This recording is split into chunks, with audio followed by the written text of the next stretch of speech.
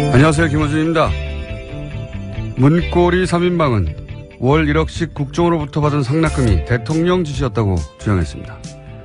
이런 주장은 아마도 자신들은 돈을 전달한 창구에 불과했고 법적인 문제가 없다는 소리겠죠. 말하자면 대통령의 통치자금에 속한다는 의미인데 과연 그런가? 탄핵 정국이 한창이었던 작년 말 그리고 올해 초 이들 3인방을 20여 년 전 면접 보고 채용하고 그리고 이후로도 지속적으로 업무 지시를 한 사람은 박근혜 전 대통령이 아니라 최순실이었다는 각종 보도가 쏟아졌었죠. 심지어 17년간 최순실의 운전기사를 했던 김모 씨는 3인방을 최순실의 종이라고까지 증언을 했었습니다. 만약 40억에 이르는 국정원 특수활동비의 사용 권한을 최순실이 가지고 있었다면 그래서 그 국정원 공작비가 국가안보가 아닌 대통령 의사가 물론 각종 미용 시술에 사용됐다면 국민 입장에서 상상만 해도 수치스러운 가정입니다만 검찰은 이 대목을 반드시 수사에 밝혀내야 한다. 아직도 태블릿이 최순실의 것이 아니며 대통령은 억울하게 당했다고 주장하는 세력이 있죠. 이제는 그 끝을 좀 봤으면 합니다. 김호준 생각이었습니다.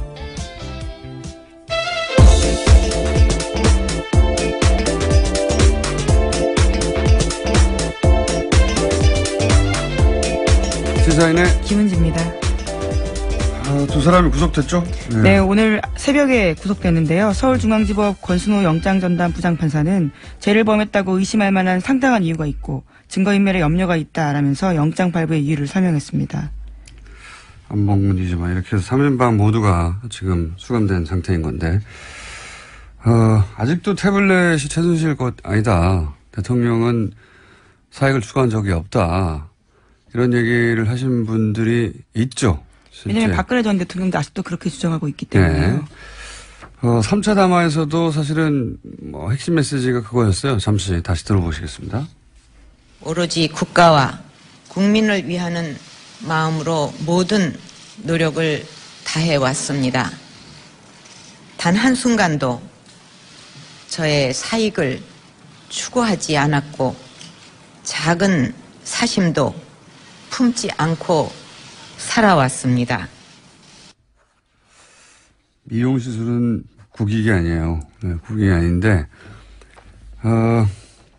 사실 이 3인방에 대해서 작년 말 올해 초 그러니까 우리나라 언론이 언론 역사상 이렇게 활발하게 탐사 보도를 한 적이 과연 있을까 싶을 정도로 국내에 존재하는 모든 레벨의 미디어들이 사실은 최순실의 과거, 최태민 씨 또는 3인방의 과거에 대해서 추적 보도를 했었고 그때 굉장히 많은 보도가 쏟아져 있었어요. 네, 그렇죠. 그때 잠시 되짚어 보면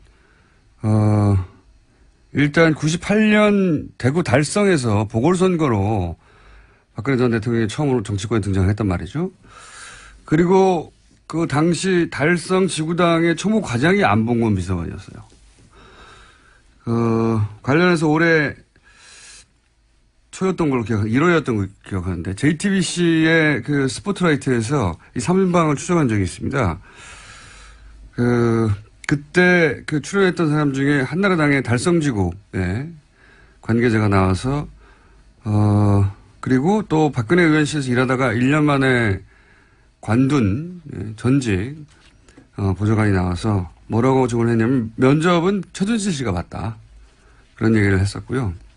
박근혜 전 대통령이 본 게 아니죠. 예, 그리고 또 다른 방송에서 기억이 안 나네요. 하여튼 또 다른 방송에서 이재만 전 비서관 구속된 추천한 사람은 나성린 전 새누리당 의원이고 당시 나 의원도 면접은 박근혜 전 대통령이 본 게 아니다. 최순실 정면에 언급했었고 그때 1년 일하고 관뒀다고 증언한 그 비서관 후임으로 온 사람이 이재만 비서관, 안봉근 이재만 비서관이군요. 예, 헷갈립니다. 어쨌든 네. 그러하고 안봉근 전 비서관에 대해서는 그 사람들이 또 뭐라고 그랬냐면 정윤회 씨의 비서처럼 역할을, 박근혜 전 대통령의 비서가 아니라 정윤회 씨의 비서처럼 역할을 했다. 그리고 이제 의원회관에서 회의를 의원이니까 해야 되는데 그게 아니라 강남 안가에서 최순실 정윤회 부부가 업무 지시를 했다. 뭐 이런 얘기. 네, 소위 삼성동 팀이라고 해서 여의도에서는 꽤 유명했었습니다. 이런 증언은 사실 여러 매체에서 여러 사람의 입을 통해서 나왔었어요. 예. 그리고 최순실 씨 17년 운전기사 했던 김모 씨, 이분이 가장 구체적인 이야기를 했었는데 세계일보 이런 걸로 기억합니다. 예, 그렇죠. 예. 뭐라고 그랬냐면 이제 안가는 신사동에 있는 S빌딩, 예, 한국문화재단, 예, 거기서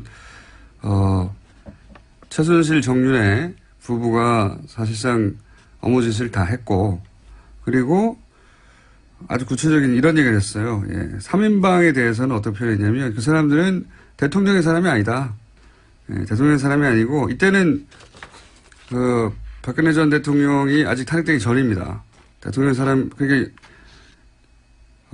대통령이 물론 직무정지 상태였긴 했지만 아직 탄핵되기 전의 상태에서 나온 진술이었는데, 증언이었는데 3인방은 순실이의 사람이라고 표현했어요. 순실이가 뽑았고 순실이의 사람이고 순실이의 적이라고 보면 된다. 그래서 박근혜 의원 위에 정윤회 실장이 있고 정윤회 실장 위에 최순실이 있다. 그 얘기를 17년간 운전기사 했던 분이 했죠. 예, 구체적으로. 그래서 저는 어떻게 생각이 드냐면 그 관계는 대통령이 취임한 이후에도 계속 유지된단 말이죠. 3인방이 이제 돈의 용처를 모른다고 말하잖아요. 예. 저는 세세한 용처는 몰랐을 수는 있다고 봅니다. 그런데 3인방이 이렇게 국정원이라고 하는 기관으로부터 별도로 매달 1억씩 받는 걸 최순실 씨가 몰랐다고는 저는 생각하기 힘들다. 3인방 위에 있었고, 그러니까 3인방이 대통령도 속이고 최순실도 속이고 국정원에서 1억씩 받는데 불가능하다라고 보는데, 국정원에는 추국장도 있지 않습니까? 예. 그리고 그 돈이 만약에 최순실 씨에게 갔다면 3인방이 몰랐을 리도 없다. 저는 그렇게 보는데, 이제 이 사건을 보자마자 저 나름대로 재구성한 것은 오히려 최순실의 요구로, 각종 의상, 미용시술 돈이 들어가니까, 거기에 필요한 돈을 3인방을 참고로 해서 받아서 최순실이 그 돈을 관리하면서 썼을 가능성, 예. 각도로 완전히 틀어서. 그런 가능성을 검찰이 수사해 봐야 된다. 그런 생각이 듭니다. 예. 여태까지 진행된 국정농단 사태의 어떤 패턴이라든가 혹은 최순실과 3인방의 관계를 보자면 그 방향으로 수사를 해야 되는 게 아닌가. 예. 네, 물론 아직 이재만 전 비서관 같은 경우에는 박근혜 전 대통령 지시에 따라서 전달을 받았다라고 이야기하고 있거든요. 또 윗사람에게 사용처를 물어보지 못했다라고 하고 있는데요. 최순실 쪽으로 당연히 이제 수사가 진행될 것으로 보입니다. 물론 부인하겠지만, 예. 또 그런 보도도 있거든요. 작년 6월인가요? 국정 처음으로 미르랑. 네, TV조선이 보도했었습니다. 보도했을 때부터 국정으로부터 돈을 안 받았다는 거 아닙니까? 네, 그때부터 주지 말라라고 이야기했다는 건데요. 그 이전까지 박근혜 전 대통령의 예금을 줄지 않다가 그 이후로부터 예금을 줄었다고 하는 걸 보면, 예. 그런 연관성을 충분히 생각해 볼 수 있다. 예. 그 대목을 수사해야 된다. 그리고 이 돈이 이제, 공작비였대요. 예. 네, 그렇죠? 국정원이 특수공작 사업비였다라고 어제 서훈 국정원장이 국정원 국정감사에서 밝혔습니다. 그러니까 특수공작 사업비에는 대북 공작과 해외 공작 활동, 대테러 비용 같은 것들이 되어 있는데요. 예산 편성의 취지와 전혀 다른 정도로 쓴 거라고 합니다. 그러니까요. 이게 이제 국민 안전에 쓰이라고 하는 것을 미용시설에 썼다면 끝판왕에 해당된다고 봅니다. 저는 이것이 이때까지 나온 국정농단의 여러 가지 사안들 중에, 자, 그게 밝혀질지 좀 두고 보고요. 다음 뉴스는요. 네, 또 국정원의 또 다른 5억 원으로 이른바 진박 후보를 가리기 위해서 여론조사했다라는 소식도 어제 전해드렸었는데요. 그런데 그 여론조사가 선관위에 신고되지 않은 불법이라는 지적이 나오고 있다고 MBN이 보도했습니다. 여론조사 같은 경우에는 공직선거법상 이틀 전에 관할 선거여론조사 심의위원회에 서면 신고해야 하는데요. 그런 게 되어 있지 않다라는 겁니다. 글쎄, 이것도 뭐 결과가 나오겠죠. 예. 불법이 아니었으면 이렇게 몰래 국정원 돈까지 끌어다 줬을 리가 없다. 뭐 이런 생각은 듭니다만. 하여튼 지금 선관위에 신고되지 않아 불법 여론조사는 지적도 나오고 있다. 예. 다음 뉴스는요?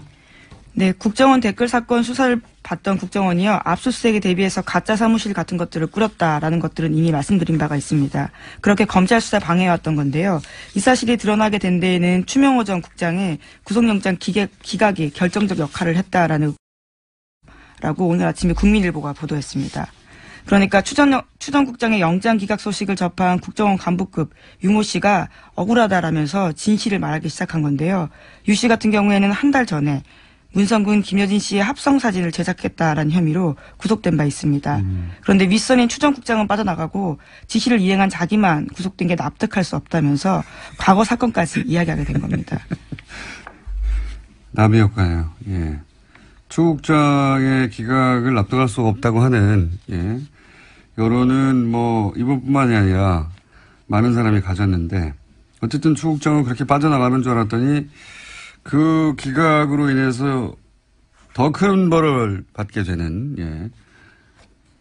대단한 나비 효과입니다. 예. 풀어줬는데 왜 나만 잡아놓은 거야 그럼 하고 화가 나가지고 사실은 밝혀내기 이제 이렇게 자백하지 않았으면 밝혀낼 수 없는 사안인데. 예, 그렇죠. 꽁꽁 숨겨놨던 사실인데요. 네. 4년 전에 댓글 수사팀의 압수수색 때 벌어졌던 사기극에 대해서 이야기하겠다라고 이야기한 겁니다. 이게 밝혀질 줄 몰랐을 거예요. 국정원에서도. 이걸 이제 억울해서 얘기했더니 나비 효과로 추 국장도 사실은 이제 구속영장이 발부될 가능성이 대단히 높아졌고 더 큰 죄로 더 죄가 커져서 그리고 검찰 간부 3명이 동시에 구속영장이 또 발부가 된 거죠. 예. 네, 아직 발부되지는 않았고 이제 영장이 청구가 돼서 됐죠. 예, 네. 영장 실질 심사를 받게 됩니다. 발부될 가능성이 대단히 높다 봅니다. 이것은 예. 사안이 너무 명백해가지고 대단한 나비 효과입니다. 자, 영장을 기각했던 당시 영장 전담 판사에게 저희가 화냈던 것 사과드리고요.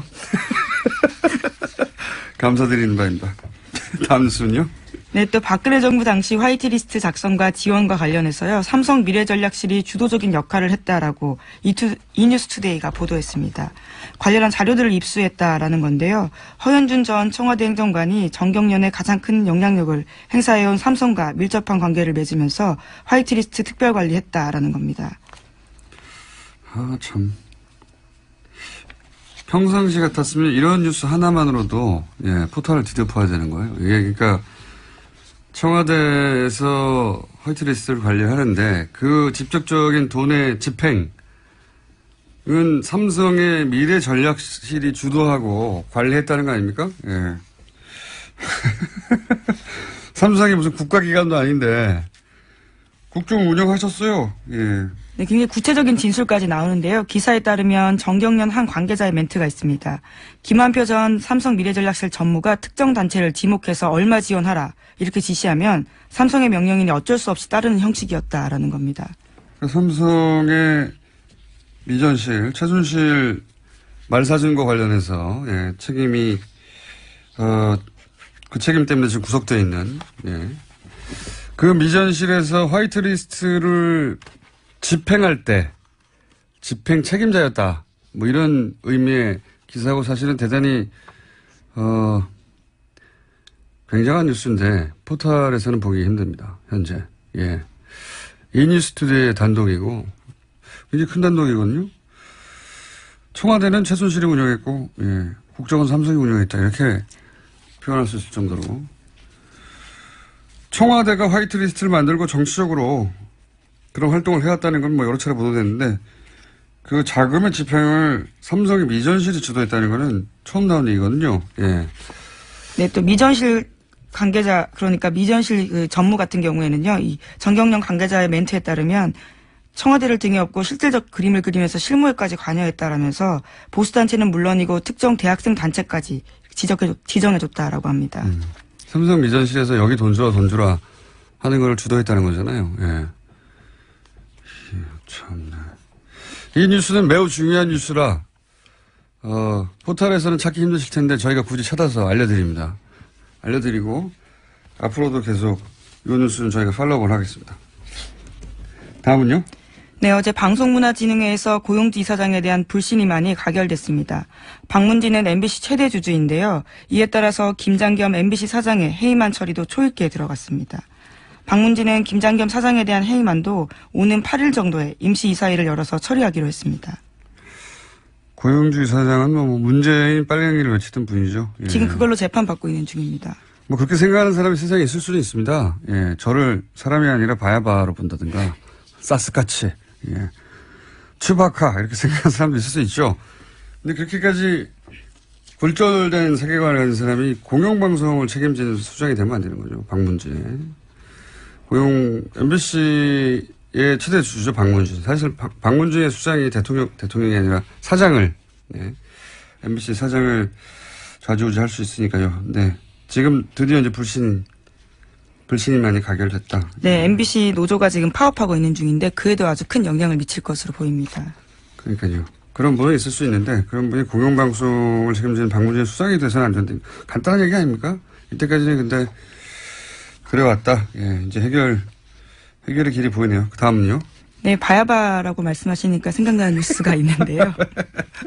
네, 내일 SBS 김어준의 블랙하우스에서 유병원 전 세모그룹 회장의 장남 유대균 씨를 최초 인터뷰에서 내보낸다라고 합니다. 네. 네, 두 분의 같이 서 있는 모습들이 이미 화면에 나오던데요. 굉장히 놀라운 케미를 자랑하시더라고요. 네, 형제라는 얘기도 듣고 있습니다. 직접 보시면 사이즈가 완연히 달라요. 뼈 없는 치킨 주문해서 같이 드셨나요? 아, 그때 이호 뉴스는, 예, 뉴스성이 있기 때문에 제가 소개해드리면, 내일 밤 11시 하는 블랙하우스 제가 진행하게 됩니다. 너무 대놓고 네. 이렇게 홍보하시면 어떡하십니까? 예, TBS 사장님 절 자르십시오. 예.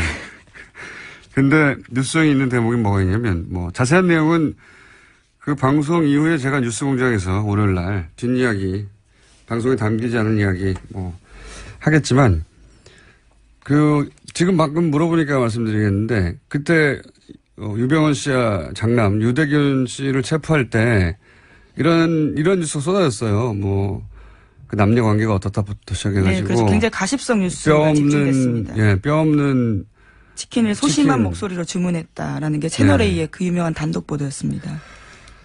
근데 이게 이제, 물론 제가 물어봤어요. 그것도. 가서 물어봤는데, 이리저리 다 파악해 보니, 결론적으로 말씀드리면, 논두렁 시계와 같은 거였어요. 기본적으로. 그런 사실이 아니었고, 그런 뼈 없는 닭을 주문했다든가 그런 일은 전혀 없었고,